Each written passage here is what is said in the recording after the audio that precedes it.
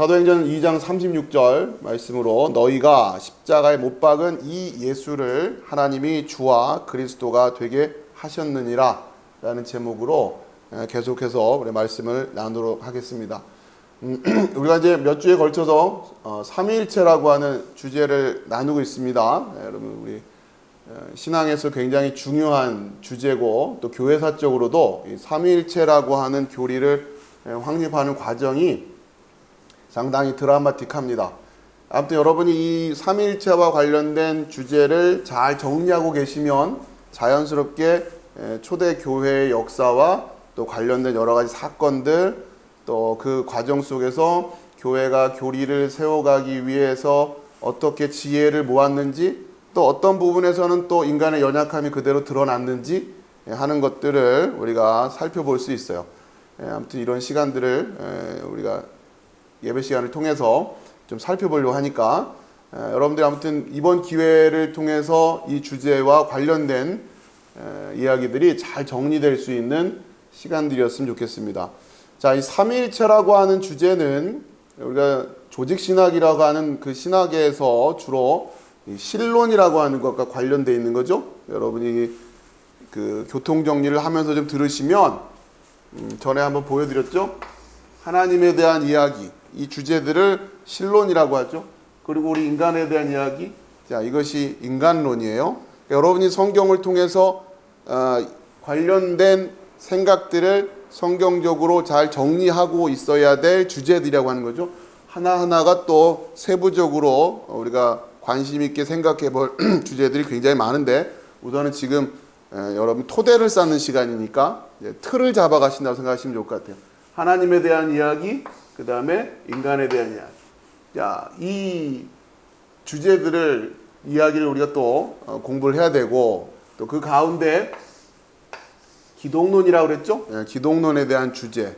그리고 이 하나님과 우리 죄로 멀어진 우리가 어떻게 구원을 얻게 되느냐 관련된 게 이제 구원론이라고 그랬어요. 그렇죠? 그러니까 좀 어려운 말이지만 뭐 하나님에 대한 이야기 한자로 표현하니까 신론 이렇게 되는 거죠. 인간에 대한 이야기 어렵게 한자로 말하면 인간론 이렇게 되는 거예요. 자, 그다음에 그리스도에 대한 이야기 기독론이에요. 그리스도를 한자로 표현하면 기독 이렇게 되니까 그리고 어떻게 우리가 구원을 이루게 되는가라고 하는 구원론에 대한 이야기. 이것이 조직신학의 큰 줄기들이고 그러니까 결국 이렇게 해서 하나가 되는 것을 교회라고 한다고 그랬죠. 그러니까 교회라고 하는 것은 무엇인가? 이 주제가 이제 교회론이 되는 거고 이 교회가 되어진 사람들이 또 이 세상을 어떻게 살아가야 되는가 그리고 또 관련해서 마지막 때에 이 교회는 어떻게 되는 것일까? 마지막 때는 어떻게 될 것일까? 관련된 것이 종말론이라고 했어요. 이제 여러분한테 이제 익숙한 이야기들일 거라 생각됩니다. 이 정도 틀을 가지고 여러분 이해하시고 특별히 이 삼위일체라고 하는 것은 하나님에 대한 이야기 또 그리스도에 대한 기독론과 관련된 주제와 밀접한 이야기고 또 자연스럽게 연결이 돼 있을 수밖에 없어요. 그러다 보니까 지금 신론의 하나님에 대한 이야기, 기독론에 대한 이야기인데 그것이 결국 구원론과 또 연결이 돼 있죠. 그것이 또 우리 인간론과도 연결이 돼 있을 수밖에 없단 말이에요.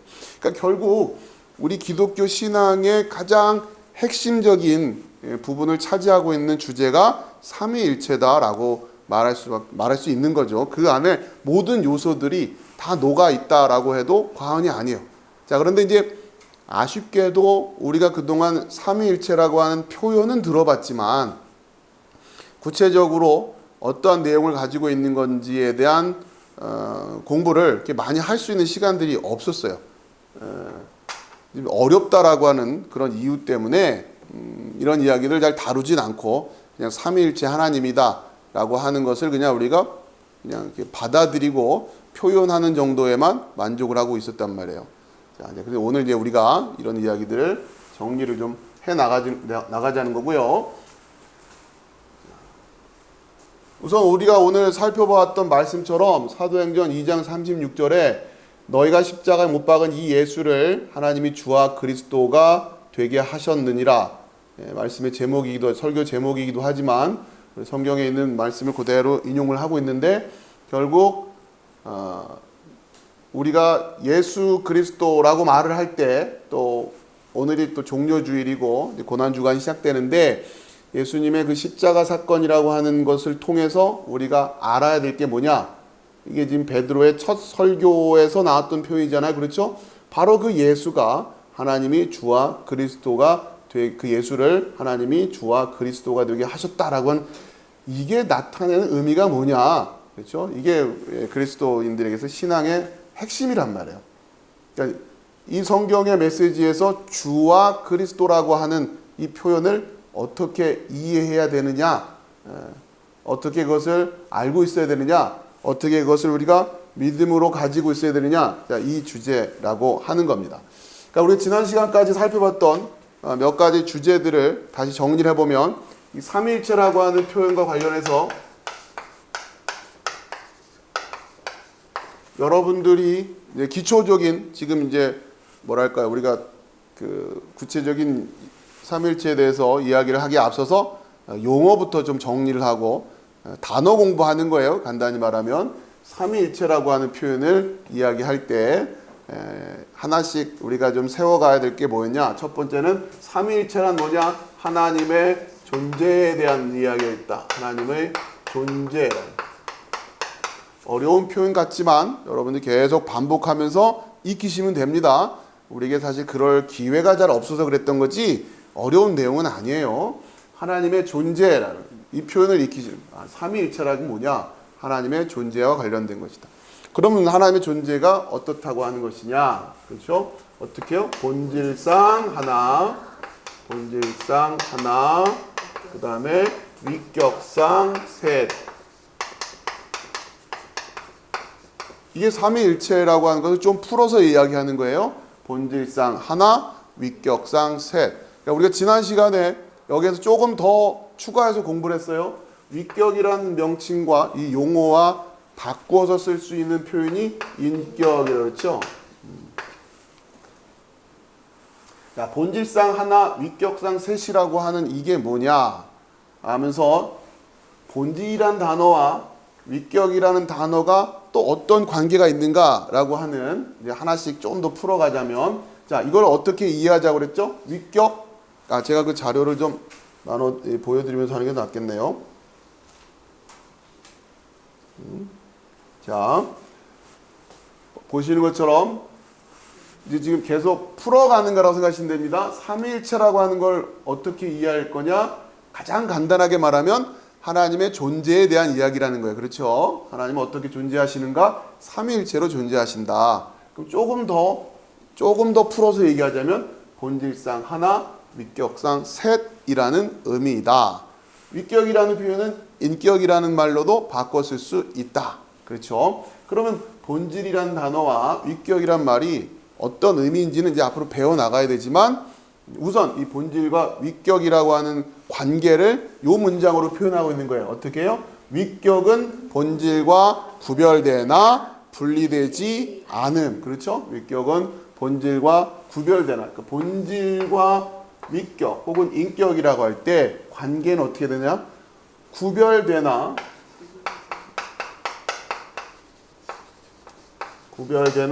분리되지 않음.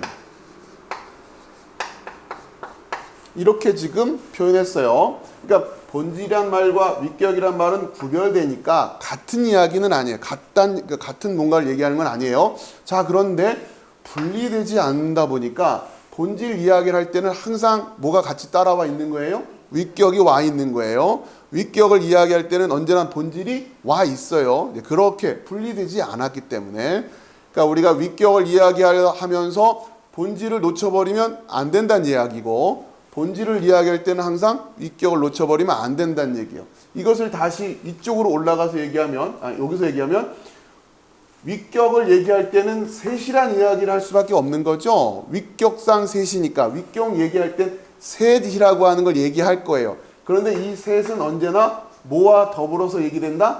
하나라고 하는 것과 더불어서 이야기된다라고 하는 의미예요. 이게 구별되나 분리되지 않는다라고 하는 의미를, 그러니까 이걸 이렇게 멋있게 표현을 한 거예요. 여러분께서 저희 우리 성도님들이 매주 이렇게 대표 기도를 하실 때 보면은 점점 이 기도가 시처럼 아주 그냥 아름다운 기도문들을 잘 준비하셔서 기도를 해서 너무 감사드리는데, 그 우리의 마음을 말로써, 글로써, 혹은 찬양으로써, 혹은 또 그림으로써, 연주로써 이렇게 표현해낸다는 게 쉬운 얘기는 아니란 말이에요. 그러니까 지금 뭔가 이거를 우리가 어떻게 이야기하면 좋을까? 이 본질과 위격을 어떻게 설명하면 좋을까? 자, 이러한 표현들이 우리 신앙의 선배들이 기도하고 묵상하면서 그들이 그렇게 만들어 놓은 표현들이에요. 그러니까 우리가 이런 것들을 잘 활용하면 된단 말이에요. 그렇죠? 여기에 매일 필요는 없어요. 그러나 그렇잖아요. 더 좋은 표현이 뭐가 있을 수 있을까? 여러분이 세울 수 있다고 하면은 여러분이 그런 부분에 대해서 하실 수 있어요. 그걸 잘못하고 할 수는 없단 말이에요. 그러나 이제 이런 표현들이 좀 안전하죠. 그렇죠? 물론 완벽하다고 말할 수는 없습니다. 우리 인간의 언어가 가지고 있는 한계가 있기 때문에 그래요. 자, 아무튼 그런데 구별되나 분리되지 않는다. 자, 그러니까 위격상 셋을 이야기할 때는 언제나 어떤 이야기를 밑에 깔고 있는 거예요? 하나라는 이야기를 깔고 있는 거예요. 그렇죠? 그게 바탕이 되어 있는 거예요. 분리되지 않기 때문에. 그러니까 위격 얘기를 할 때 얼핏 들으면 본질 얘기를 하는 것처럼 들릴 수밖에 없어요. 그렇죠? 그럴 수밖에 없는 거죠. 삼위일체가 그러니까. 그럼 이건 위격 얘기하는 거야? 본질 얘기하는 거야? 헷갈리게 들릴 수밖에 없지만 그게 삼위일체예요. 근데 이걸 보고 어렵다 그러면 어떻게 해요? 삼위일체가 그런 건데 이해하시겠죠? 무슨 말씀인지. 또 본질상 하나, 그래서 하나에 대해 설명을 막 하는데 이 본질과 위격은 분리되지 않아요. 그러니까 하나 얘기하면서도 늘 바탕은 셋이라고 하는 바탕을 가지고 얘기를 해요. 그러니 귀담아 듣지 않는 사람들 입장에서는 하나 얘기하는 거야, 셋 얘기하는 거야, 이렇게 불평을 내비칠 수가 있겠지만 그거는 삼위일체를 잘 이해하려고 하는 그 마음이 아직은 준비가 안 돼 있기 때문에 그렇단 말이에요. 그러니까 이걸 여러분들이 차근차근 이해해 가시면 된다고 하는 거죠. 물론 그렇다고 해서 이 자체가 간단한 얘기가 된다고 하는 것은 아니죠. 그렇죠? 쉬운 얘기가 아니에요. 그러나 여러분들이 왜 하나 이야기를 하는데 셋 이야기가 들리지? 셋 이야기를 하는데 왜 하나 이야기가 들리지? 그러면 이 얘기나 같은 얘기 아닌가? 이렇게 생각하면 안 된다고 하는 거죠. 구별되나 분리되지 않은 이야기를 하고 있기 때문에 그런 거예요. 그것을 우리가 한마디로 말하면 그래서 삼위일체는 신비다 이렇게 이야기를 하지만 그 신비라고 하는 표현을 할 때는 조심할 필요가 있단 말이에요. 자, 우리가 이러한 훈련들을 계속 해야 된단 말이에요. 자, 그러니까 하나 이야기를 할 때는 셋이라고 하는 여기에 초점을 가지고 있는 사람들 입장에서는 자꾸 하나 얘기만 하니까 불편해할 수 있고, 또 셋을 이야기할 때는 하나에 초점이 꽂혀 있는 사람들은 자꾸 왜 셋을 얘기하지 하면서 불편해할 수 있어요. 그런 것이 본질과 위격이란 용어를 써서 우리가 삼위일체를 설명하려다 보니 어쩔 수 없이 나타날 수밖에 없는 상황이었고, 그런 것들을 설명하기 위해서 삼위일체에 대한 이야기는 계속 거듭해 나갈 수밖에 없는 거예요. 한마디로 말하자면 하나님은 삼위일체 하나님이에요. 그러나 이거 가지고 설명을 다 했다고 말하기는 어렵단 말이에요. 왜요? 이 삼위일체를 어떻게 이야기하고 있는가? 생각이 다를 수 있어요. 그러니까 조금 더 설명하고 조금 더 설명해 나가는 방식으로 우리가 삼위일체 하나님을 이해하려고 하고 그 하나님을 만나려고 하는 노력과 수고를 해야 된단 말이에요. 그러니까 결국 삼위일체를 이야기한다는 얘기는 본질을 이야기하고 위격을 이야기하고 인격을 이야기한다는 이야기인데, 본질을 이야기하다 보면 어쩔 수 없이 하나에 초점이 맞춰질 수 있는 거죠. 그렇지만 뭘 놓치지 말아라? 셋을 놓치지 말아라. 또 위격을 이야기하다 보면 셋을 이야기할 수밖에 없는데 그러다 보면 하나를 놓칠 수가 있단 말이에요. 자, 이런 이야기들을 우리가 앞으로 훈련을 해 나갈 겁니다. 자, 그런데 왜 이렇게 본질, 위격, 하나, 셋 이런 상황들이 펼쳐졌는가? 왜 이렇게 어려워졌는가? 그게 지난 시간에 우리가 살펴봤던 이 표를 가지고 설명을 드렸던 거죠. 여기에서 조금 더 나가자는 거예요. 이게 지금 지난 시간 복습이에요. 자, 왜 이런 상황이 됐는가? 본질이라는 표현과 위격이라는 표현이 있는데, 자, 본질이라고 하는 표현과 위격이라고 하는 이 표현을, 이건 이제 우리말이고 우리 한국말이고, 이것이 실제로 초대교회에서 이 용어들, 이 개념을 설명하기 위해서 사용했던 단어들이 있는데, 1차적으로는 그것이 헬라어였어요. 헬라어를 가지고 설명을 했단 말이에요. 자, 그것이 뭐냐면 본질에 해당되는 게 우시아라고 하는, 우시아 여기 있죠. 여기 이거를 우시아, 그러니까 일체라고 하는 것을 설명하기 위해서 뭐가 하나다라는 얘기냐 할 때 본질이 하나다라고 하는 얘기를 해야 되는데, 본질에 해당되는 단어를 헬라어로 우시아 이랬단 말이에요. 그러니까 우시아가 하나다 이렇게 얘기를 한 거예요. 그렇죠? 자, 그 다음에 위격상 셋이다 라고 할 때에 위격에 해당되는 단어가 헬라어로 요거였어요. 이게 휘포스타시스라고 그랬죠?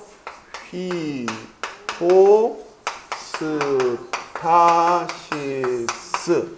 그러니까 여러분이 본질, 위격 이렇게 이해하고 계셔도 돼요. 그러나 우리가 공부를 할 때 역사적인 궤적들을 지금 추적해 가고 있는 거잖아요.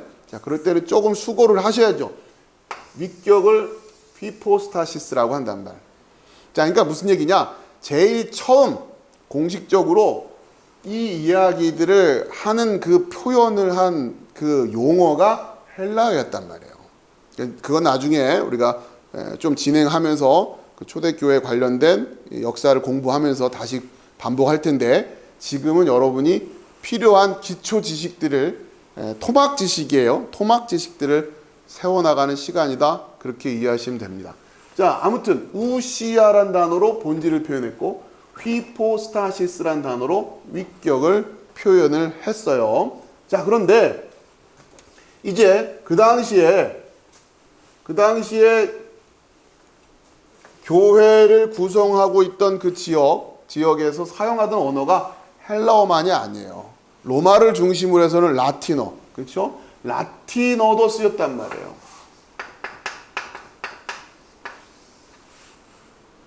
자, 이 라틴어를 쓰는 입장에서는 이 우시아를 갖다 놓고 번역을 하고 휘포스타시스를 갖다 놓고 번역을 해야 되는 입장인 거죠. 그리고 물론 번역도 번역이지만 이들 나름대로 본질이라는 개념, 나름대로 위격이라는 개념을 자기들 나름대로 이해를 하고 있었단 말이에요. 헬라 문화를 어쩔 수 없이 언어 속에서 헬라어를 쓰는 사람들, 헬라어로 뭔가를 표현하는 사람들이 생각하는 그거, 그 다음에 라틴어를 쓰는 사람들이 하는 그것들이 있어요. 그러면서 우선 1차적으로 공식적으로 표현된 것이 우시아 휘포스타시스가 일단 역사적으로 먼저 나타났고, 자, 이것을 문서로 갖다가 번역을 해줘야 될 때, 자, 이 우시아라고 하는 단어를 번역을 한 게 요거예요. 그게 헬라어, 라틴어, 주브스탄티아라고 해요. 주브스탄티아. 수브를 합시다. 그냥 수브스탄티아, 그렇죠? substantia. 자, 그 다음에 이거는 그렇게 큰 문제가 없었는데, 문제는 이 위격이라는 용어를 번역을 하는 데 있어서의 휘포스타시스라고 하는 요 헬라어에 해당되는 라틴어를, 이 라틴어를 쓰는 사람들 입장에서는 이게 지금 어떤 애로사항이 있냐면, 이 휘포스타시스를 갖다 썼을 때는 어떤 어감이 더 강하냐면 본질이라고 하는 쪽에 어감이 더 강한 단어가 된단 말이에요. 이쪽 나라에서는. 그러니 이걸 그냥 갖다 쓰기가 어려운 거예요. 그러면 마치 느낌이 본질상 하나, 본질상 셋 이런 식의 표현처럼 들리니까 이게 뭐야 이렇게 느껴질 거 아니에요. 자, 그래서 어쩔 수 없이 휘포스타시스라고 하는 이 단어와 일치하진 않지만 이 위격이라는 것을 표현하기 위해서 라틴 쪽에서 로마 쪽에서 쓰는 용어가 페르소나라고 하는 단어. 페르소나.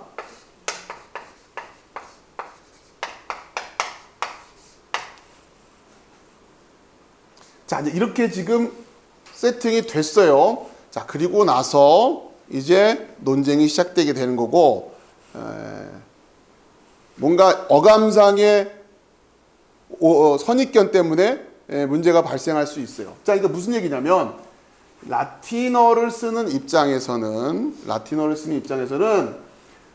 이쪽이 헬라어를 쓰는 쪽에서 본질을 우시아, 윗격을 휘포스타시스라고 쓰나 보니 라틴어 입장에서 이걸 좀 정리를 해드릴게요. 헬라어는 오늘날로만 나중에 동방 기독교가 되고 이거는 서방 로마 카톨릭 할 때 그 서방 기독교, 그다음에 그리스 정교회 하는 동방으로 나중에는 갈라지게 됩니다.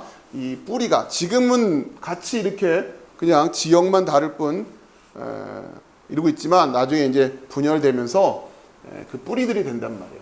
자, 그래서 이 라틴 쪽, 그러니까 서방 쪽에서 봤을 때 동방 기독교회 사람들이 삼위일체를 설명하는 게 우시아가 하나, 휘포스타시스가 셋, 이렇게 설명하는 거잖아요. 그렇죠? 그러니까 우시아가 하나, 휘포스타시스가 셋 하는데 우시아가 하나, 요건 괜찮아요. 그런데 문제는 휘포스타시스가 셋 이러는 바람에, 그런데 이쪽 사람들이 들을 때 휘포스타시스는 뭐랑 비슷하게 들린다고요? 본질과 비슷하게 들린단 말이에요. 그러니까 우시아가 하나는 오케이였는데 휘포스타시스가 셋 하는 바람에 서방 쪽에서 동방을 바라볼 때 동방에 대해서 어떻게 느껴지냐면, 너희들은 하나님, 그러니까 하나님이 세 분 계시다.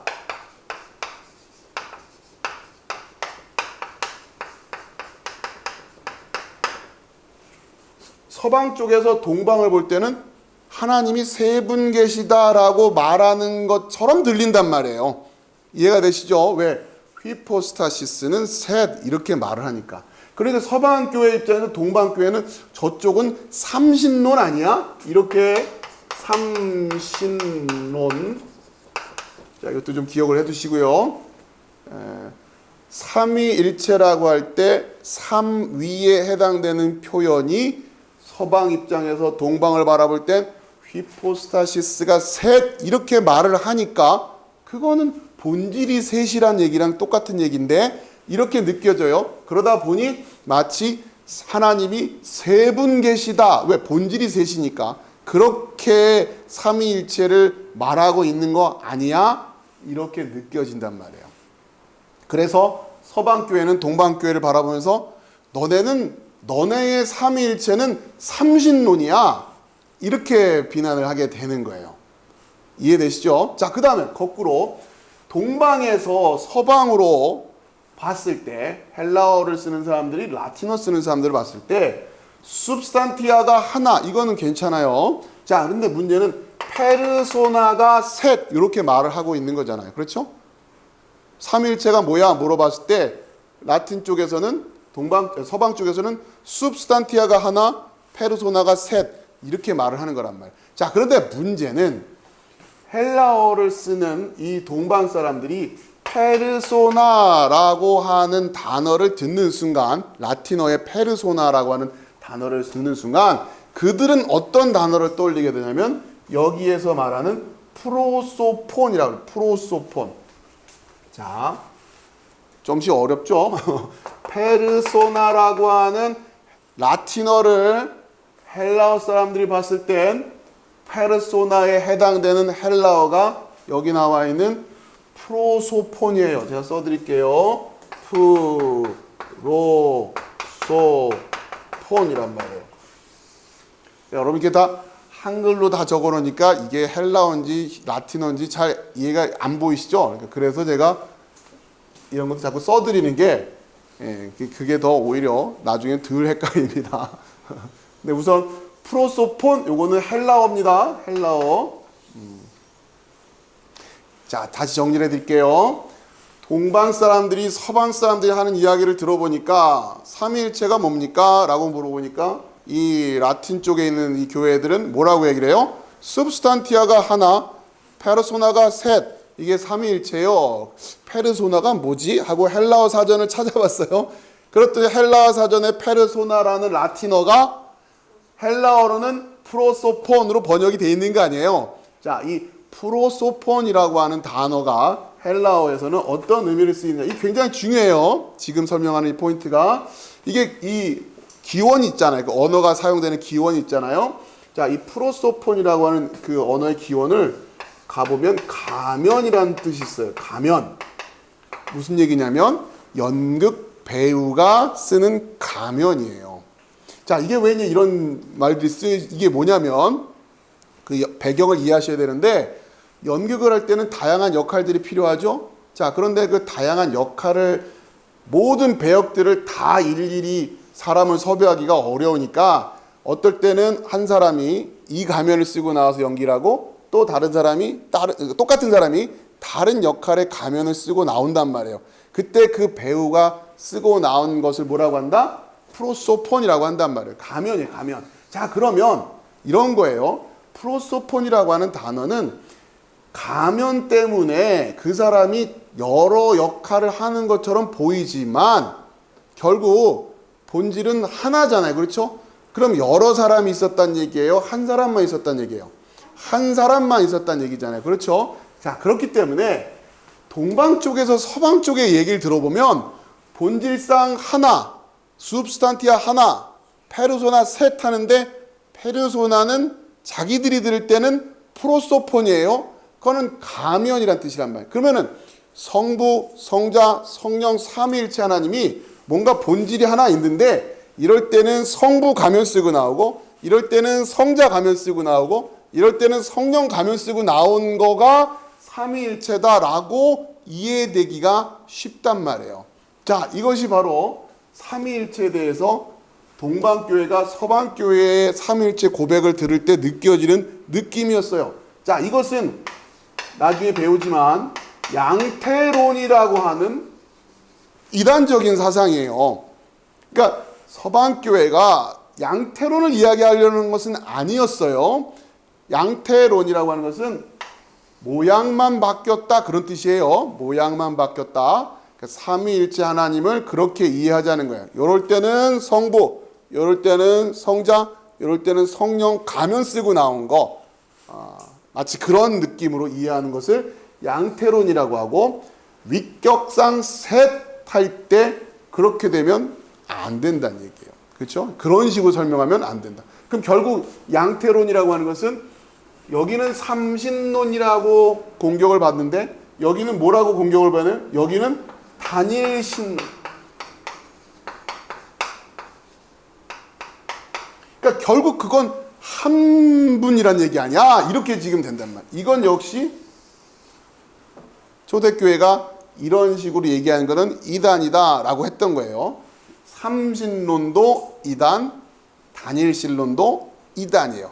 삼일체는 삼신론도 아니고 단일신론도 아니고 삼위일체예요. 자, 그런데 동방교회도 그렇고 서방교회도 그렇고 삼신론을 주장할 의도도 없었고 단일신론을 주장할 의도도 없었어요. 그런데 이쪽에서 이쪽을 들어보니 이쪽에서 이쪽을 들어보니 삼신론처럼 들리고 단일신론처럼 들린단 말이에요. 그러면서 서로 간에 오해가 생기기도 하고 아무튼 그것을 설명해내야 되는 아니 그게 아니라 우리는 이런 거야. 자, 그러니까 동방은 그러니까 너희가 서방을 바라보면서 그러니까 라틴어로 표현된 이건 좋은 표현이 아니야 이렇게 얘기하는 거고 라틴 쪽에서는 헬라어를 바라보면서 그러니까 이런 식으로 표현하는 건 좋은 거 아니야 이런 식의 갈등이 생기게 되겠죠.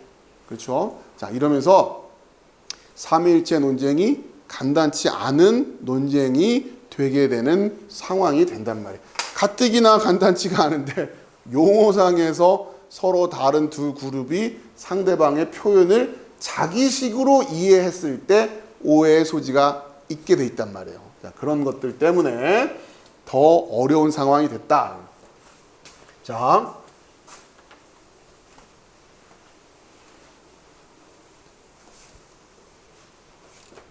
정리를 좀 해드릴게요. 자, 삼위일체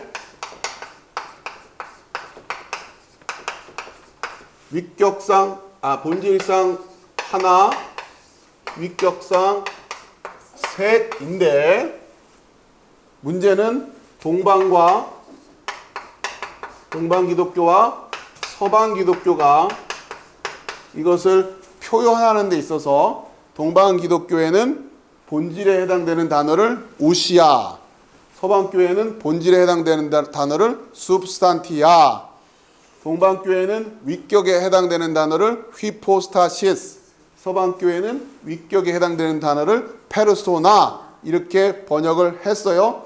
문제는 어디서 나타났느냐? 동방 교회가 사용하는 hypostasis라는 헬라어, 서방 교회가 사용하는 페르소나라고 하는 라틴어, 이게 문제였던 거예요. 동방에서 페르소나를 들었을 때 이거를 들어보니 어떤 느낌이 들어요? 한 명이라고 얘기하는 것처럼 느껴진단 말이에요. 위격상 셋이라고 말했는데 위격상 셋은 페르소나상 셋 이런 얘기니까 페르소나 그건 가면인데 그러면은 똑같은 하나님이 성부 가면 쓰고 성자 가면 쓰고 성령 가면 쓰고 나타났다? 그거는 아니야. 그건 결국 단일신론이야. 이렇게 얘기를 하는 거죠. 어쨌든 하나님이 본질은 하나니까. 그렇죠? 그러니까 가면은 본질이 아니잖아요. 마찬가지로 서방이 휘포스타시스라는 단어를 들었을 때 떠오르는 느낌은 이건 본질과 똑같은 얘기를 하는 거란 말이에요. 이 단어는. 그러면 본질이 셋이란 얘기니까 그 말은 하나님이라는 신이 세 분 계시다라는 느낌이 들어서 이쪽에서 휘페르소나 때문에 그거는 양태론 같은데 또 서방에서 휘포스타시스를 바라보면서 그거는 삼신론 같은데 이런 식으로 바라보게 되는 거예요. 자, 아무튼 관련해서 말씀드리면 삼위일체라고 하는 이 교리적인 이 과정 속에서 이제 두 가지 형태의 이단들과의 싸움 때문에 이런 문제가 나오는 거예요. 이 말인즉슨 서방이 동방을 바라보면서 그거 삼신론 아니야? 또 동방이 서방을 바라보면서 그거 결국은 한 분만이 하나님이란 얘기 아니야? 왜냐면 이런 문제가 많아지는 게 주와 그리스도로 만드셨다고 할 때 그러면 예수님을 주라고 표현할 때 그 주는 하나님과는 좀 다른 차원으로 얘기가 된단 말이에요. 한 분만 계시는 거니까 이런 문제가 생긴단 말이에요. 자, 그럼 그 말인즉슨 아무튼 서방이 됐든 동방이 됐든 이 초대 교회들이 삼위일체 교리를 세우는 데 있어서 경계하고 있었던 생각들이 뭐냐면 그것이 삼신론과 유일신론으로 잘못 오해되게 되는 이게 아니다 라고 하는 생각을 강하게 가지고 있었어요. 그러다 보니 서로가 서로에게 견제를 하게 되는 거란 말이에요. 그렇죠?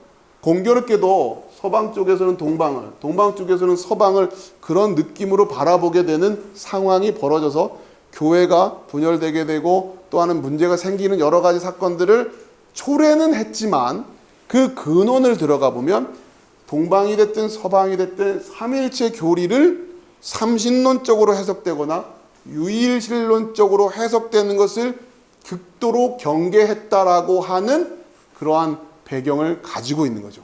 여러분이 이 논리적인 흐름을 잘 이해하고 계셔야 앞으로 되어지는 이 논리들 또 여러 가지 그 교리적인 논쟁들의 흐름을 잘 이해하실 수 있게 됩니다. 그래서 아무튼 앞으로 이제 나오는 얘기들은 결국 이 삼위일체를 설명하려고 하는데 이런 식으로 설명하는 것은 교회가 삼신론이기 때문에 배척을 했습니다. 이런 식으로 설명한 것은 유일신론이기 때문에 배척을 했습니다. 그 과정들을 배워가게 될 거예요. 자, 그러기에 앞서서 여러분이 이 틀을 가지고 정리가 되어 있지 않으면 이제 막 계속 헷갈려지는 거죠. 여기는 맞다고 설명했는데 저긴 틀리다고 얘기를 하니까 그 이유가 왜 그렇게 되는지를 잘 아셔야 된단 말이에요. 자, 이제 이러면서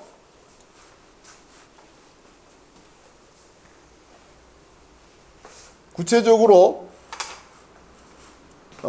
삼위일체에 대한 하나하나의 논쟁과 관련된 교리를 세워가는 역사를 살펴보기에 앞서서 이 삼위일체에 대해서 교회의 우리의 선배들이 뭐라고 얘기를 하고 있는지 그걸 오늘 좀 주로 살펴볼 거예요. 본격적인 내용은 그 다음에 좀 진행을 하려고 합니다.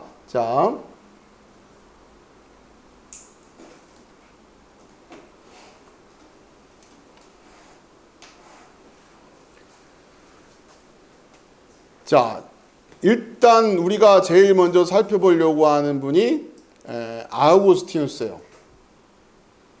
잠시만요.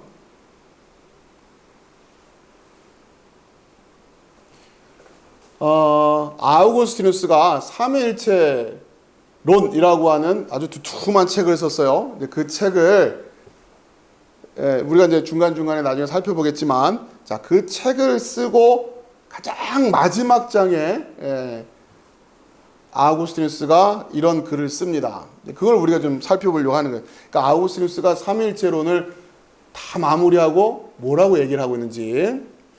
자, 이러한 신앙의 규범으로 나의 의향을 이끌어 나가면서 내가 할 수 있는 데까지, 내가 할 만하게 당신께서 만들어 주신 데까지 내 의향을 이끌어 나가면서 나는 당신을 탐구했고 내가 믿는 바를 오성으로 뵙고자 열망했으며 그러느라 많은 토론을 하고 많은 수고를 기울였습니다. 그러니까 지금 아까 지금 제가 설명해 드린 거 생각해 보니까 여기에 대해서 지금 아구스티누스가 하나하나 설명하려고 꽤 많은 이렇게 두툼한 책을 썼단 말이에요. 그러니까 많은 토론을 하고 많은 수고를 기울였습니다. 그런단 말이에요. 자, 그 중에서 내가 믿는 바를 오성으로 뵙고자 열망했으며 이런 표현들이 우리가 좀 유심히 봐야 될 표현이에요. 그러니까 아우구스티누스에게 있어서 굉장히 중요한 그 신앙적인 여정에서 굉장히 중요한 게 뭐냐면 그 밑에 제가 해놨죠. 나는 이해하기 위해서 믿는다라고 하는 거예요. 그러니까 이해가 되면 믿는 게 아니라 이해하기 위해서 믿는다고 하는 거예요. 그러니까 아우구스티누스에게서는 믿음이 먼저예요. 믿고 나서 이해하는 거예요. 이게 굉장히 중요합니다. 아우구스티누스를 이해하는 데 있어서 나는 이해하기 위해 믿는다. 그 아래쪽에 굉장히 유명한 표현이 크레도 ut intelligam 라틴어인데 나는 믿습니다. 이해하기 위해서. 자, 그러니까 지금 그 밑줄 친 부분에 무슨 뜻이냐면 내가 믿는 바를 이제 이해하기 위해서 그걸 이제 오성이라고 해요. 이걸 여러분 이성과 비슷하게 생각하시면 됩니다. 그것을 이해하고 싶어서 저는 열망했습니다. 그러니까 믿어요. 먼저 믿고 그것을 이해하고 싶어서 아구스티누스는 일생을 바쳤어요. 그 믿음을 이해하고 싶다고 해서. 자, 근데 문제는 그런 아구스티누스에게 있어서 가장 거침이 되었던 게 뭐냐면 이 믿음이라고 하는 것으로 믿고 이해를 하려 그것을 이해해 보겠다라고 하는 것이 아구스티누스가 생각한 본인의 인생의 방향이고 목표였는데, 자, 이것에 대해서 가장 도전을 줬던 사람들이 누구냐면 전에도 몇 번 말씀드렸죠. 아카데미아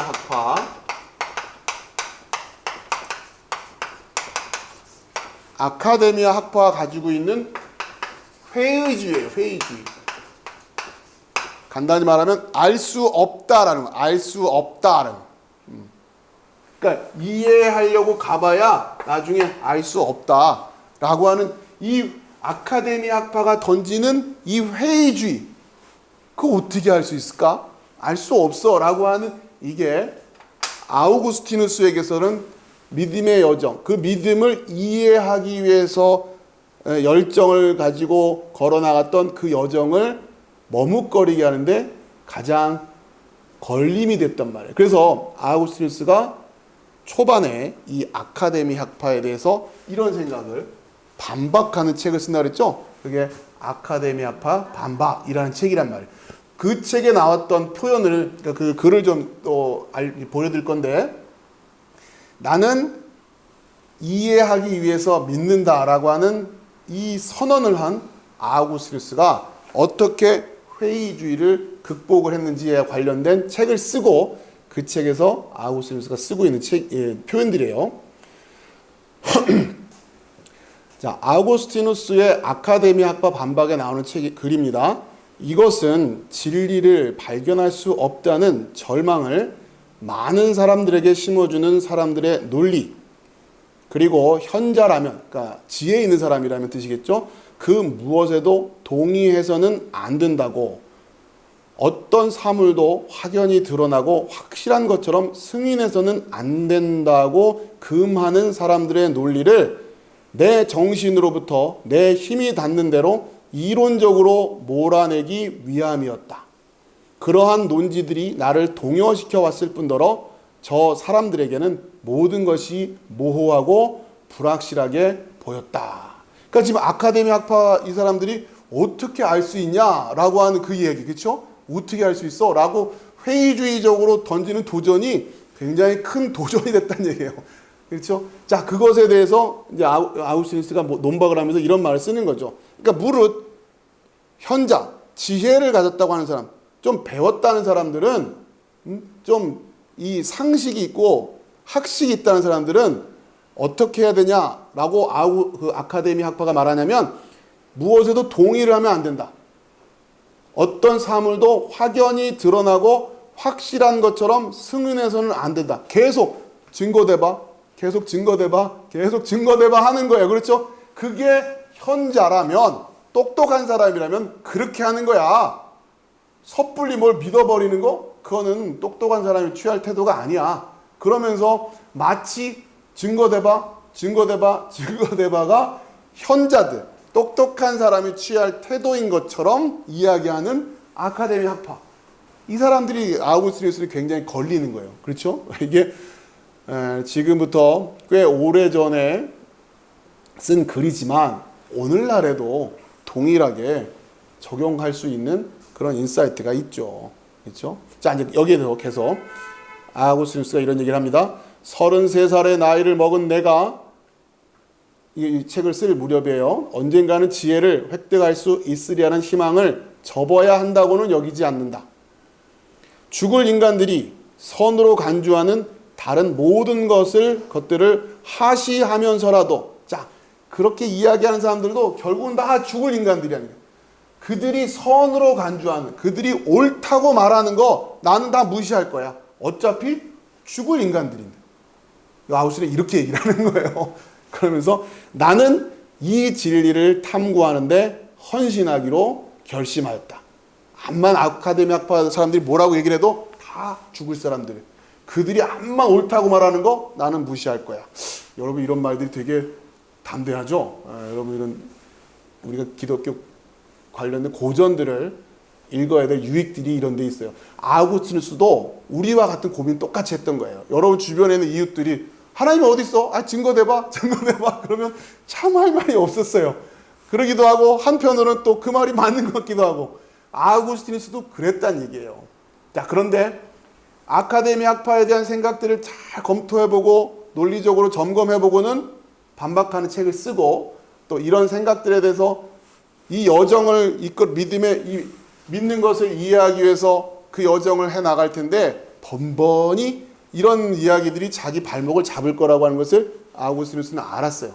그러다 보니까 이걸 미리 결정하지 않고는 할 수 없다라는 그런 얘기가 나온단 말이에요. 그래서 아우구스티누스가 이렇게 얘기를 하는 거예요. 어차피 죽을 인간들이 옳다고 여기는 거 나는 무시할 거야. 너무 멋있는 말이에요. 그렇죠?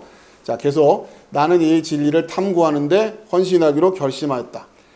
나는 무엇이 진리인지는 단지 믿는 것으로 그치지 않고 이해하여 파악하고 싶은 열망에 애가 타도록 이미 길들어 있다. 멋있죠? 그러니까 아우구스티누스 믿음이 그냥 이미 믿는 것으로 그치지 않고 이해하고 파악하고 싶은 열망에 애가 타도록 이미 길들여져 있다. 이런 얘기를 하는 거예요. 이게 아우구스티누스의 신앙의 여정이었어요. 자, 이제 아우구스티누스가 이제 삼일체론에서 계속 이어져 갑니다. 아까 했던 그 이야기가 연결되는 거예요. 그 제일 마지막 장에 주 나의 하나님 내 유일한 희망이시여 빌건대 내가 기진하여 당신을 탐구하기 싫어하는 일이 없게 하시고 항상 열렬히 당신 얼굴을 찾게 해 주십시오. 내 힘도 무력함도 당신 앞에 놓여 있습니다. 앞의 것은 보존하시고 뒤의 것은 낫게 하십시오. 그러니까 내 힘도 내 무력함도 다 당신의 앞에 있습니다. 앞의 것은 보존하시고 내 힘은 보존하시고 내 무력함은 낫게 하십시오. 그러니까 아우구스티누스가 그 당시에 수사학적으로도 굉장히 훌륭한 경지에 다다른 사람이에요. 수사를. 그러니까 아우구스티누스의 글을 읽다 보면 굉장히 뭐랄까요, 말을 잘해요. 간단히 말해서 하고 싶었던 얘기를 어떻게 저렇게 할 수 있을까? 그런 표현들을 잘한단 말이에요. 자, 계속 내 암도 무지함도 당신 앞에 놓여 있습니다. 나에게 열어주신 곳에는 또한 내가 들어가게 받아주십시오. 닫으신 곳은 두드리는 자에게 열어주십시오. 그렇죠? 이 여정 속에서 이미 열려 있는 곳, 그건 내가 기꺼이 들어가게 해달라는 거예요. 하나님 열어놓으시고. 자, 그런데 가다 보면 막히는 데도 나오고 쉽게 이해가 안 되는 부분도 나올 텐데 그때는 제가 두드리겠습니다. 그러면 열어주십시오. 그런 고백이에요. 당신을 기억하게 해주십시오. 당신을 이해하게 해주십시오. 당신을 사랑하게 해주십시오. 이 굉장히 또 중요한 표현입니다. 아우구스티누스가 당신을 기억하게 해주십시오. 당신을 이해하게 해주십시오. 그리고 당신을 사랑하게 해주십시오. 아우구스티누스가 믿음에서 출발해서 이해를 하고 싶었던 이유가 뭐예요? 진짜 하나님을 사랑하고 싶었기 때문에. 그렇게 해서 그렇게 해서 만난 하나님을 사랑하고 싶었기 때문에. 이게 아우구스티누스의 신앙이었어요. 그냥 덮어놓고 믿는 게 아니라 그 믿음에서 출발해서 그 믿음을 이해해 나가고 싶은. 그래서 이미 내가 알 수 있는 수준의 것들은 그 하나님의 문을 열어놓으신 거니까 그 문을 내가 기꺼이 통과해 가고 가다가 혹시 막히더라도 두드릴 테니 하나님 열어주세요. 그래서는 끝끝내 이해하게 해주십시오. 그리고 하나님을 사랑하게 해주십시오. 멋있죠? 이런 표현들이. 당신께서 나를 온전히 고치시기까지 내 안에 이럴 능력들을 키워 주십시오. 계속 하나님이 나에게 이 여정을 끝마칠 수 있도록 힘을 주십시오. 그러는 거예요. 자, 그 다음에 이어서 계속 보겠습니다. 계속 이어지는 거예요. 말이 많은 데는 죄를 피하지 못하리라 라고 기록되어 있음을 내가 압니다. 오로지 당신 말씀을 설교하고 당신을 찬미해서만 말을 하기가 소원입니다. 그렇죠? 아무튼 설교자들도 그렇고 저 같은 설교자들은 말할 것도 없고 우리 크리스찬들은 아구스티누스의 이런 고백을 좀 깊이 받아들일 필요가 있어요. 오로지 당신 말씀을 설교하고 당신을 찬미해서만 말을 하기가 소원입니다. 그렇게 하면 말을 많이 하더라도 죄를 피하기만 하고 되레 선한 공덕을 얻고자 합니다. 당신으로 해서 지복에 이른 저 인물도 신앙 안에 정말 자기 아들 같은 사람에게 말씀을 선포하십시오. 이거는 이제 그 바울이 디모데에게 말한 그 말씀이죠. 말씀을 선포하십시오. 기회가 좋든지 나쁘든지 꿋꿋하십시오 라고 했으며 그렇다고 해서 죄에 떨어지지는 않았을 것입니다. 주님 기회가 좋을 때뿐만 아니고 나쁠 때도 당신의 말씀을 두고 입을 다물지 못한 저 사람이 말을 많이 안 했다고 해야 하겠습니까? 그것이 많은 말이 아니었다면 그만큼 필요했기 때문입니다. 내 하나님 수다스러움에서 나를 구해 주십시오. 그러니까 아구스티누스가 이렇게 두툼한 삼위일체론을 써놓고 나서는 말을 내가 너무 많이 한 거 아닌가? 또 이렇게 얘기를 하는 거예요. 그렇죠? 이 수다스러움, 하나님을 설명하기 위해서 이렇게 말을 많이 할 수밖에 없었던 거 이야기를 하면서 그러나 이것이 또 필요했다고 하는 거, 이런 걸 또 하나님 좀 이해해 주시고 아무튼 이 수다스러움에서 나를 구해 주십시오. 이렇게 이야기를 합니다. 자, 내 영혼 저 깊이에서 이 병을 앓고 있으며 당신 면전에 너무도 가련하여 당신의 자비로 피난하는 영혼입니다. 나는 목청을 담을지라도 생각을 다물지는 못합니다. 그러니까 하나님을 믿고 하나님을 이해해가는 과정에서 지나치게 많은 말을 한 건 아닌가라고 하는 그런 자기 점검. 그러나 또 한편으로 말을 안 한들 생각 속에서 멈춰지지 않는 생각들을 어떻게 할 거예요? 그렇죠? 그러니까 말로 수다를 안 한다고 해도 되는 게 아니라 머릿속에서 떠오르는 이 생각들, 오만 생각들. 그러니까 아우구스틴처럼 하나님에 대해서 집중해서 하나님에 대해서 알아가고자 한 그 책을 쓰고도 이 수다스러움에 대해서 고민을 하는데, 지금 아우구스틴은 여기에서 더 우리에게 지금 도전을 줍니다.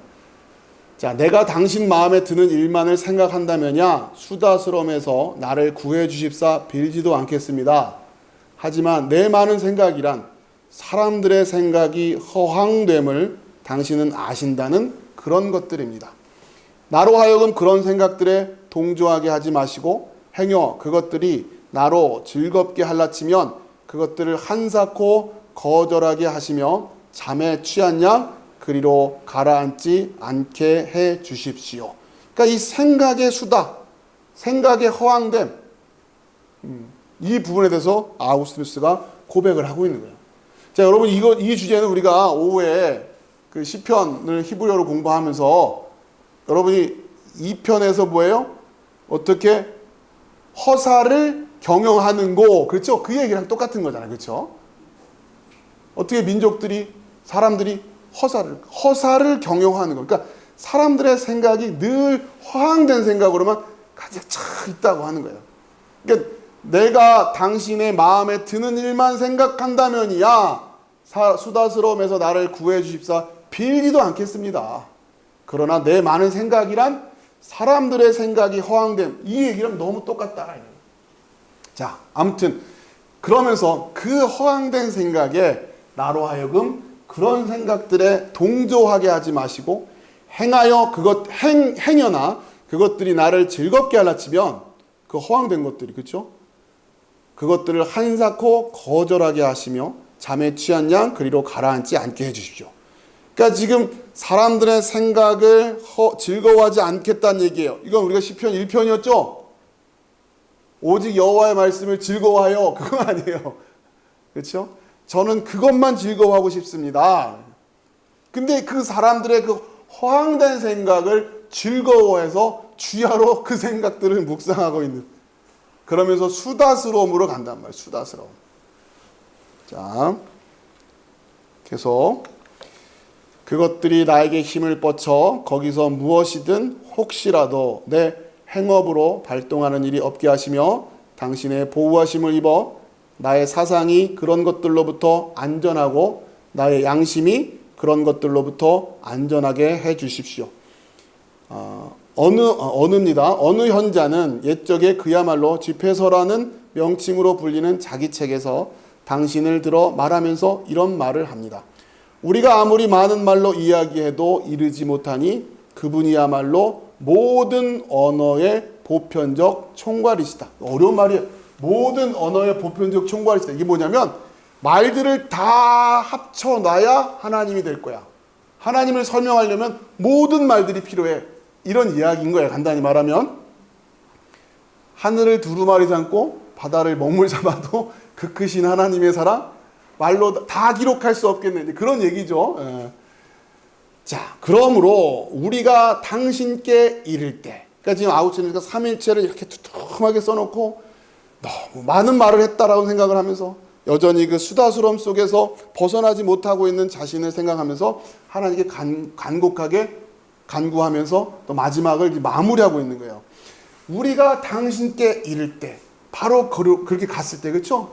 이 식으로 얘기하면 바로 하나님을 사랑하게 되고 그 하나님 안에 거하게 될 때, 자, 우리가 이야기를 하고 또 해도 이르지 못하는 그 많은 말은 멈출 것입니다.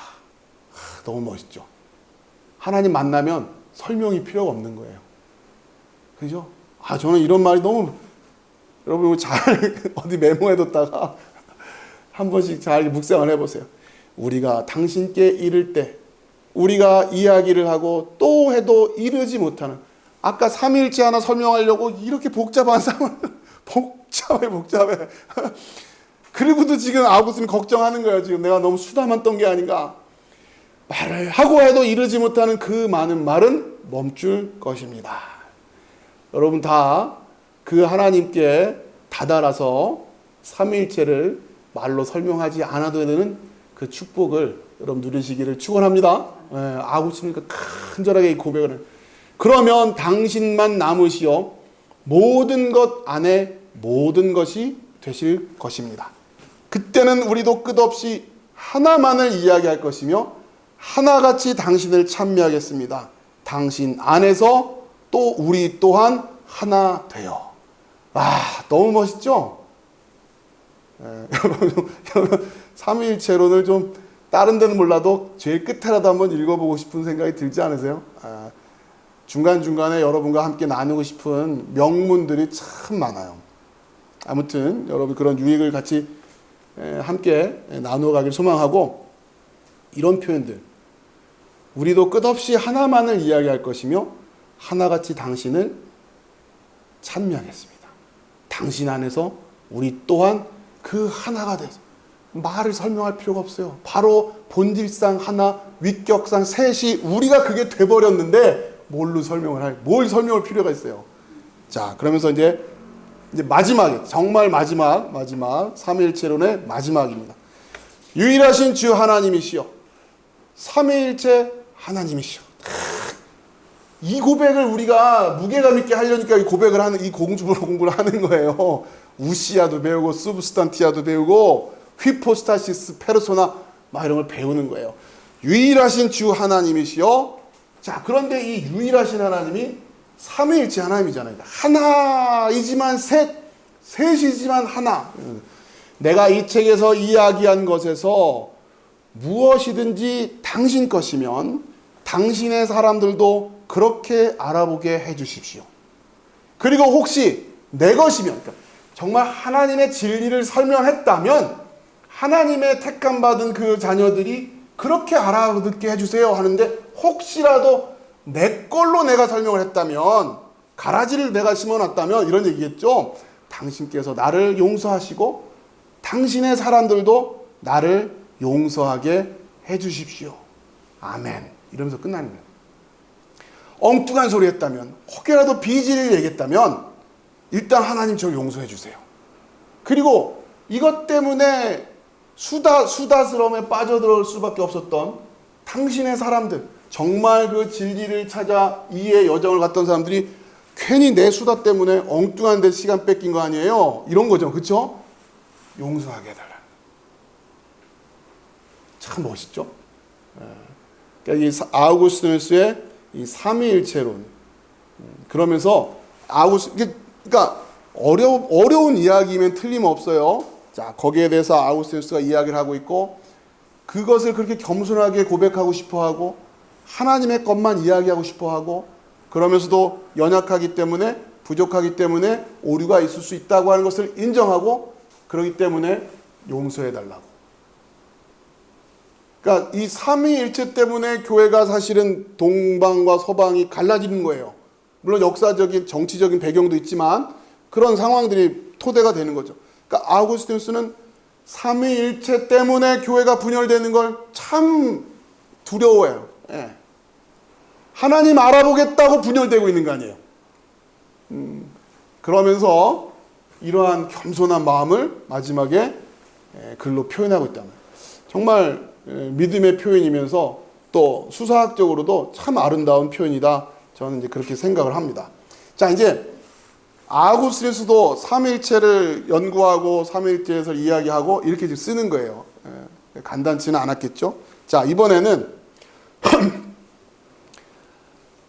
칼빈은 어떻게 또 삼위일체에 대해서 이야기를 했는가? 이 주제와 관련해서 어떤 이야기를 하는지 한번 나눠봅시다. 우리는 성경의 은밀한 비밀들이 있는 곳이라면 어디나 신중하고 매우 절도 있게 무엇인가를 사색해야 한다. 그 가운데 우리의 생각이나 우리의 말이 하나님의 말씀의 경계를 넘어가지 않도록 주의를 다하자. 이거는 존 칼빈이 기독교 강요에서 특별히 삼위일체와 관련된 주제와 관련된 부분에서 하고 있는 거예요. 그죠? 삼위일체는 은밀한 비밀, 그 신비임에는 틀림이 없기 때문에 매우 신중하고 그러면서도 절도 있게 무엇인가를 사색해야 된다. 그러면서 우리의 생각이나 우리의 말이 하나님의 말씀의 경계를 넘어가지 않게 주의해야 된다라고 하는 거예요. 자, 계속 날마다 눈으로 쳐다보지만 여전히 태양의 몸체가 무엇인지도 확실히 규정할 수 없는 인간의 마음이 어떻게 그 작은 잣대로 무한한 하나님의 본질을 측량해낼 수 있겠는가? 심지어 자기의 본질에도 제대로 미칠 수 없는 그 마음이 어떻게 하나님의 본질을 꿰뚫어 알 만큼 스스로를 이끌고 나가겠는가? 그렇죠. 자기의 본질도 이해 못하고 있는 인간들이 어떻게 하나님의 본질을 스스로 이끌어 나가겠냐? 그러니까 아우구스티누스도 이 부분에 대해서 힘을 주세요 그러는 거 아니에요. 그렇죠? 그 여정을 이어갈 수 있도록 제가 잘하고 있는 부분은 계속 잘하게 해주시고 약한 부분은 고쳐주셔서 힘을 주셔서 그 여정을 해나갈 수 있게끔 도와주세요.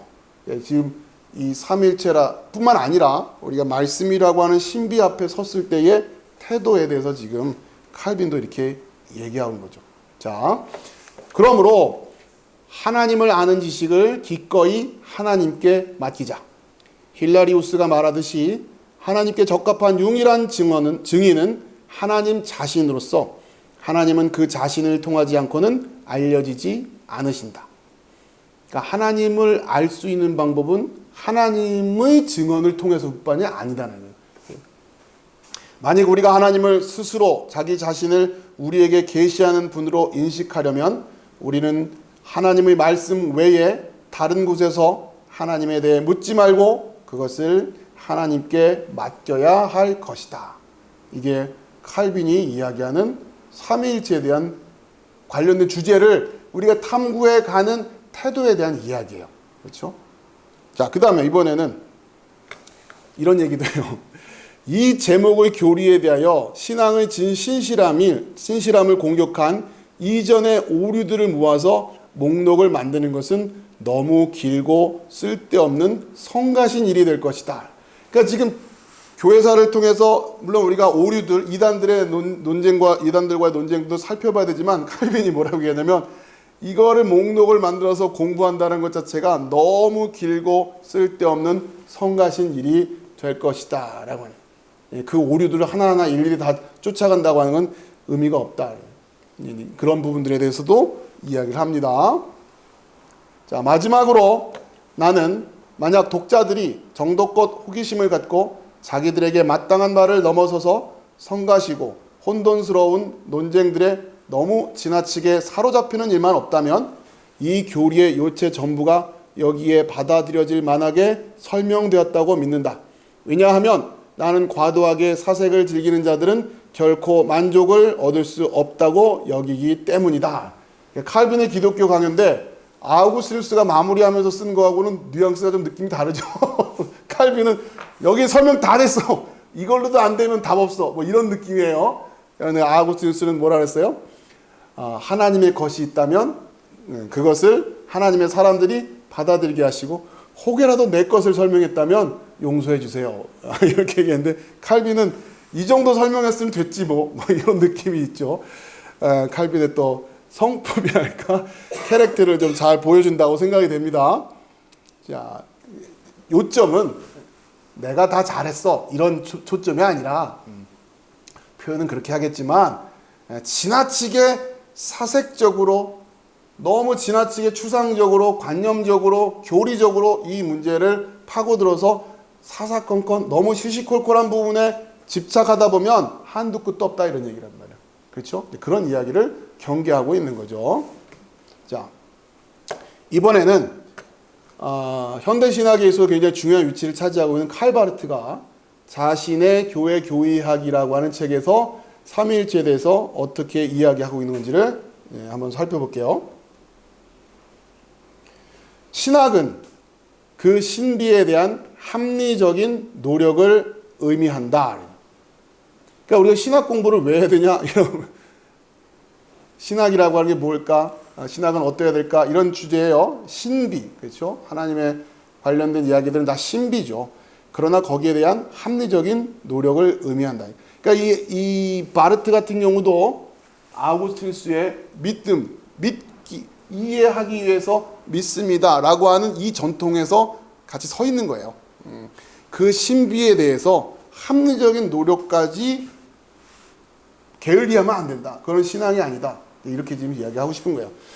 그러나 이러한 신비에 대한 모든 합리적인 노력은 이것이 진지하면 할수록 더 그것을 새롭게 또 비로소 옳게 신비로 이해하기에 또 분명하기에 이를 수 있을 뿐이다. 자, 이 표현을 잘 이해하셔야 되는데 뭐냐면 그러니까 말씀, 우리가 믿는 이 성경, 하나님, 자, 이런 주제는 기본적으로 신비예요, 신비. 그렇죠? 이거를 부정할 수는 없어요. 그러나 신비에 대한 합리적인 노력은 필요하다고 하는 거예요. 아우구스티누스가 얘기한 믿고 이해하고, 그렇죠? 내가 하나님을 기억하고 그 하나님을 이해하고 하나님을 사랑하고 싶습니다. 이렇게 되는, 그렇죠? 자, 그런데 바르트가 하는 이야기를 우리가 좀 잘 여기서 귀담아 들을 게 뭐냐면 이것이 진지하면 할수록 자, 이 신비를 이해하기 위해서 합리적 노력을 해야 된다고 그러는 거죠. 그렇죠? 합리적인 노력을 해야 된다는 얘기예요. 공부해야 된다는 얘기예요. 간단히 말하면. 자, 이걸 해야 되는데 이 합리적인 노력이 진지하면 할수록 그것을, 그러니까 이 신비를 비로소 옳게 신비로 이해하기에 또 분명히 하기에 이를 수 있을 뿐이다. 자, 무슨 얘기냐면 노력하면 노력할수록 이 신비가 점점 더 제대로 된 신비로 다가온다는 얘기예요. 이해하시겠죠? 자, 좀 더 읽어보고 바로 그 때문에 이러한 합리적인 노력의 헌신함이 유익할 수 있다.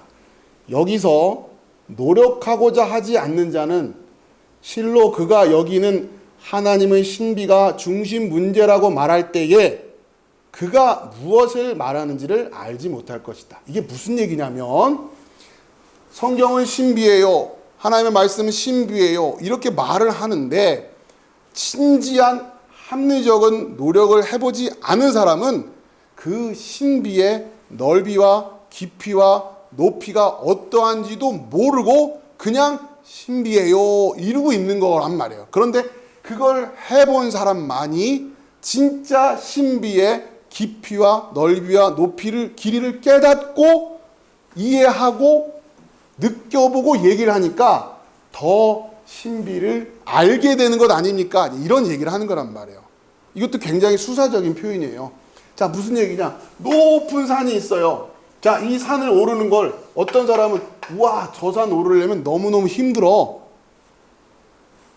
올라보지도 않고 말할 수 있어요. 얼마든지 에베레스트 산 올라가는 게 얼마나 힘들겠어요. 그래서 다 고백할, 어려워. 자, 그런데 어떤 사람은 실제로 올라가 봤어요. 올라가서 내려와 봐서 뭐라고 얘기해요?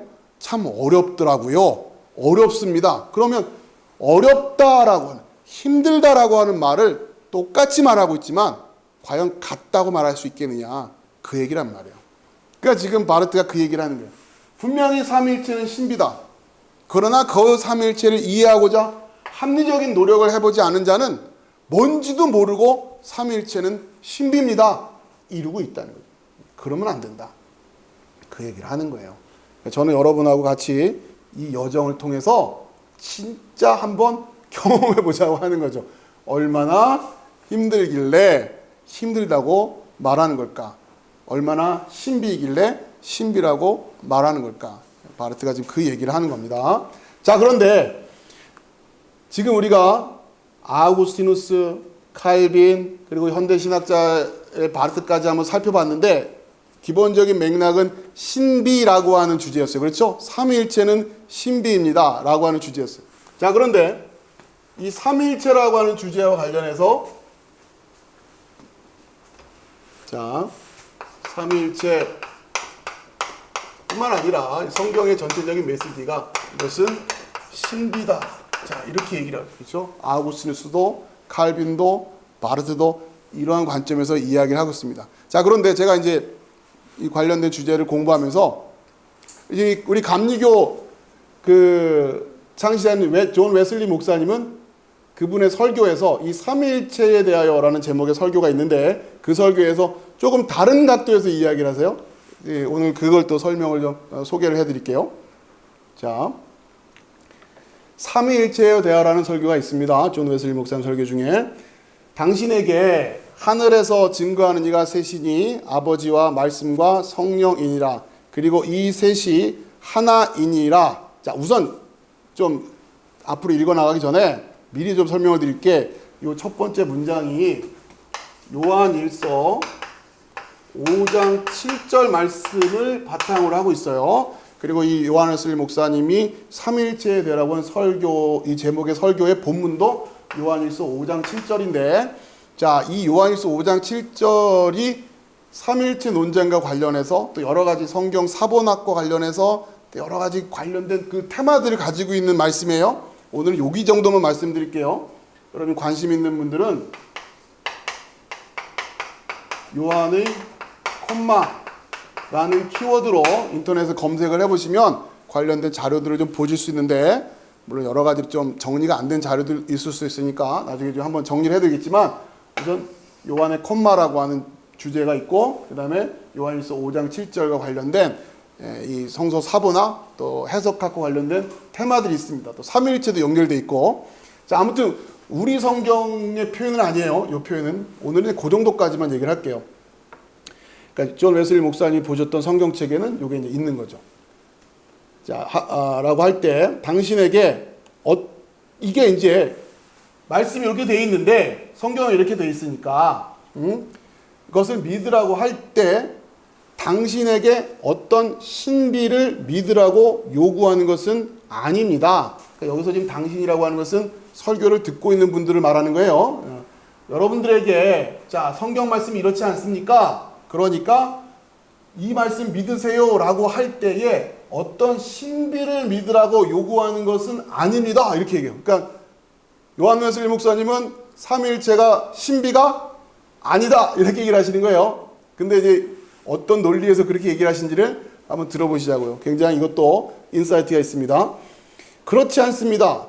저 위대하고 선한 자, 한때는 코코 주교였던 피터 브라운 박사는 상세히 논증하기를 성경이 당신으로 하여금 신비를 믿으라고 요구하지 않습니다. 했습니다.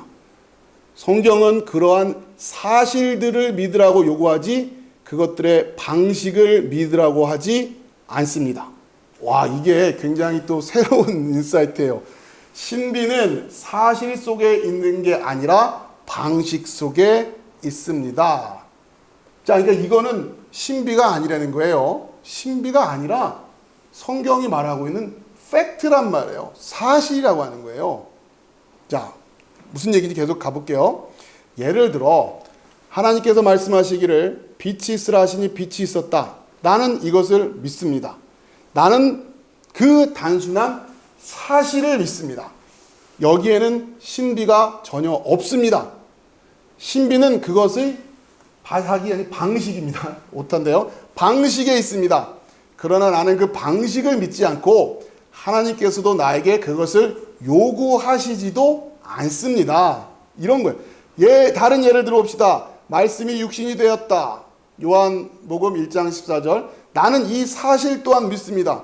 이 안에는 신비가 없습니다. 그러나 그분이 어떠한 방식으로 육신이 되셨냐에 관하여는 그것이 신비이긴 하지만 나는 아는 바가 없고 그것에 관하여 믿음도 없습니다. 그것이 나의 이해에서 나온 것이 아니듯이 내 믿음의 대상도 아닙니다. 여러분 또 다른 느낌이죠? 신비란 말도 맞아요. 맞는데 존 웨슬리 목사님은 이 부분에 대해서 또 다르게 그거는 방식이 신비라고 하는 거지. 아니 여러분 성경이 태초에 하나님이 천지를 창조하셨습니다. 이게 신비입니까?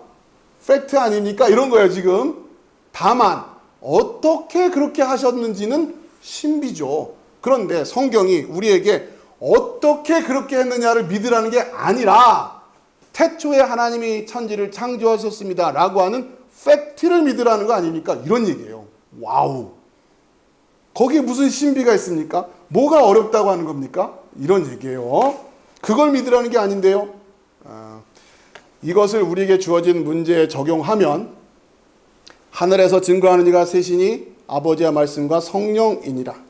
그리고 이 셋이 하나이니라. 삼위일체적인 표현이죠. 나는 다음의 사실, 즉 하나님께서는 셋이시고 하나이시라는 것을 믿습니다. 성경이 그렇게 말씀하시니까. 그러나 방법에 관하여는 나는 이해하지 못합니다. 나는 그것들에 대한 믿음도 없습니다. 이 안에 바로 그 방식 속에 신비가 있습니다. 그렇다 하더라도 그것은 나와 상관이 없습니다. 그것은 나의 믿음의 대상도 아니며 나는 하나님께서 계시하신 것만큼만 믿고 그 이상은 믿지 않습니다. 그러나 이것, 즉 그 방식은 하나님께서 드러내시지 않으셨고 따라서 나는 그것에 관하여 아무것도 믿지 않습니다. 하지만 내가 그 방식을 이해 못한다고 해서 그 사실을 부인하는 것은 불합리한 것이 아닐까요? 그러니까 방식을 모른다고, 여러분이 지금 만들어 놓은 컴퓨터 이런 거 이게 지금 어떻게 만들었는지 모른다고 해서 이걸 갖다 쓰고 핸드폰도 쓰고 다 하잖아요. 이거 전화 걸면 상대방이 받잖아요. 그걸 믿으니까 하는 거 아니에요. 어떤 식으로 되는지 몰라요. 모르나 나는 그냥 믿고 쓰는 거예요. 방식은 몰라요. 그러나 이 번호를 누르면 상대방이 받을 거라는 사실은 알아요. 그렇죠. 존 웨슬리 목사님이 그 시대에 소위 말하는 이신론이 아주 극치를 이룬, 이성으로 이해해야만 믿을 수 있다라고 하는 것이 아주 극치가 돼요. 물론 아우구스티누스가 나는 이해하기 위해 믿습니다라고 하는 것에도 출발했지만 이것이 이제 뒤집어져서 계몽주의 이후에 이신론이라고 하는 논리적으로 이해돼야만 믿을 수 있다라고 하는 것이 극치를 이루고 있는 영국 사회 속에서 요한 웨슬리 목사님 같은 분은 이렇게 지금 선포를 하는 거예요. 성경이 믿지 못할 게 뭐가 있습니까? 당신들도 다 이해 못하면서 다 쓰고 있지 않습니까?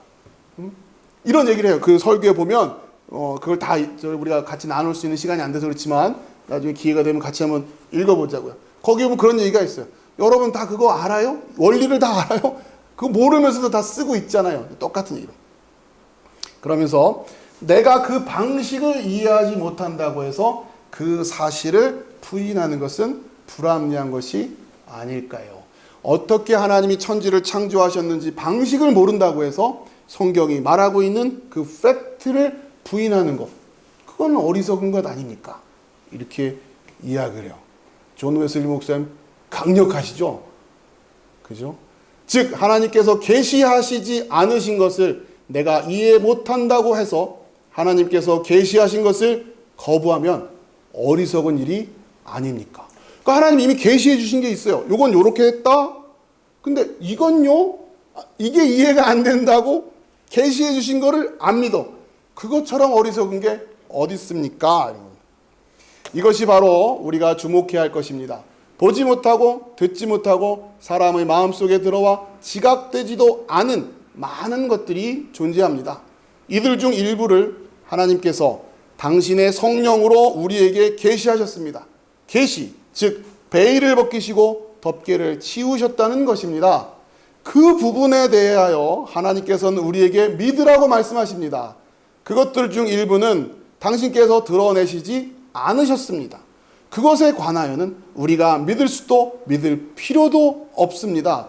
그것은 너무 높이 있어 우리의 시야 밖에 있습니다.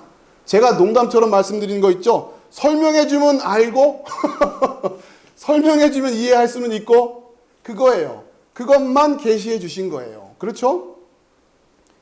계시되지 않은 것을 이해 못한다고 해서 계시된 것을 거부하는 것은 지혜롭지 못합니다.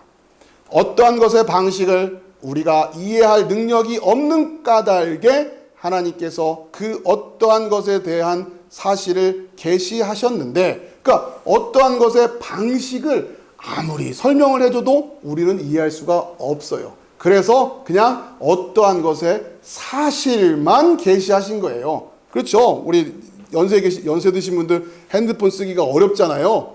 근데 요거 다운받아서 요거 여기서 나중에 이렇게 누르시면 돼요. 그래서 근데 자꾸 그걸 어떻게 해?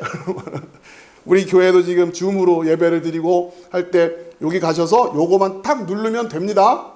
근데 어떻게 해요? 그거를 이해 못하겠다고 그거를 눌러서 예배를 못 들어오겠다. 그거를 못한다. 이거 안 된다는 거 똑같은 거 그렇죠? 그 얘기예요. 지금 어떠한 것에 대한 그것만 우리에게 가르쳐 준 거잖아요. 그 방식은 여전히 베일에 쌓여 있습니다. 이 베일이 언제 벗겨지는 거예요? 주님 다시 만나는 날. 아까 아우구스티노가 얘기한 우리가 드디어 하나님께 이르는 날, 그때 이 신비가 완전히 벗겨지고 얼굴을 맞대고 보는 것처럼 명확해질 거예요. 또 성경이 그렇게 약속하셨어요. 그게 팩트예요. 어떻게 그게 가능할까? 그거는 신비죠. 그러나 성경은 그걸 우리에게 믿으라고 팩트를 가르쳐주고 계십니다. 그러니까 지금 영국 사회가 그 당시에 이신론, 증거대 사실, 입증할 수 있는 이런 것에 가득 차 있는 이신론자들한테 존 웨슬리 목사님이 성경은 사실을 우리에게 가르쳐주고 있습니다. 그 사실만 믿으면 구원입니다. 뭐가 어렵다는 겁니까? 방식을 이해 못해서 여러분들이 거부하고 있는 것 아닙니까? 그런데 곰곰이 따져보면 그 태도도 정직하지가 못합니다. 여러분들이 모든 걸 다 이해하고서 그것을 받아들여서 생활하고 있는 건 아니지 않습니까? 핸드폰은 방식도 모르면서 잘 쓰면서 왜 성경은 안 믿습니까? 이런 얘기를 하는 거예요, 지금. 그렇죠? 똑같은 삼위일체의 신비에 대한 이야기지만 같은 맥락이지. 그렇지만 결이 좀 다르죠. 아구스티누스, 칼빈, 또 바르트, 신비라고 하는 이야기를 하고 있으면서 또 존 웨슬리 목사님은 또 그 시대에 맞게끔 이 말씀에 대해서 성경은 신비가 아니라 팩트다. 다만 방식이 신비일 뿐이다. 그리고 우리에게 구원에 필요한 모든 팩트들은 이미 다 주어져 있다. 방식이 이해가 안 된다고 그 복음의 팩트를 어떻게 죽은 자가 다시 살아나 그 방식은 모르죠. 그건 우리한테 안 가르쳐 줬으니까. 왜? 가르쳐 줘도 알 수가 없어요. 지금 우리 입장에서는. 그러나 그 부활의 사실을, 그 부활의 사실이 우리의 구원과 관련돼 있다고 하는 것. 그래서 당신들이 십자가에 못 박아 죽인 그 예수를 하나님께서 주와 그리스도가 되게 하셨습니다. 라고 하는 이 말씀을 믿으면 구원이 된다. 라고 지금 성경이 이야기하고 있는 거예요. 자, 이것이 우리가 삼위일체를 같이 여정으로 이해해 나가기에 앞서서 미리 이제 사전 준비 작업들을 했고요. 다음 주에는 좀 더 구체적으로 이 관련된 논의들이 어떻게 진행되는지 살펴보도록 하겠습니다. 자, 기도하겠습니다.